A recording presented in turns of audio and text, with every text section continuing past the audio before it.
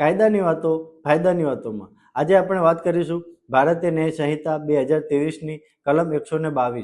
નમસ્કાર, હું છું એડવોકેટ નરહદાન ગઢવી।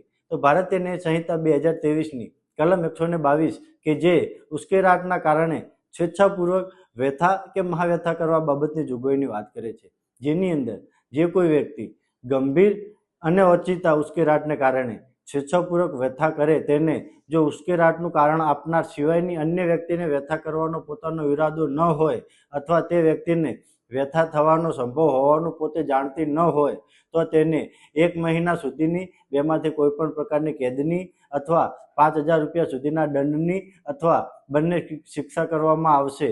અને જે કોઈ વ્યક્તિ ગંભીર અને ઓચિંતા ઉશ્કેરાટને કારણે સ્વેચ્છાપૂર્વક મહાવ્યથા કરે તેને જો ઉશ્કેરાટનું કારણ આપનાર સિવાયની અન્ય વ્યક્તિને મહાવ્યથા કરવાનો પોતાનો ઈરાદો ન હોય અથવા તે વ્યક્તિને મહાવ્યથા થવાનો સંભવ હોવાનું પોતે જાણતી ન હોય તો તેને 5 વર્ષ સુધીની બેમાંથી કોઈ પણ પ્રકારની કેદની અથવા 10,000 રૂપિયા સુધીના દંડની અથવા તે બંને શિક્ષા કરવામાં આવશે।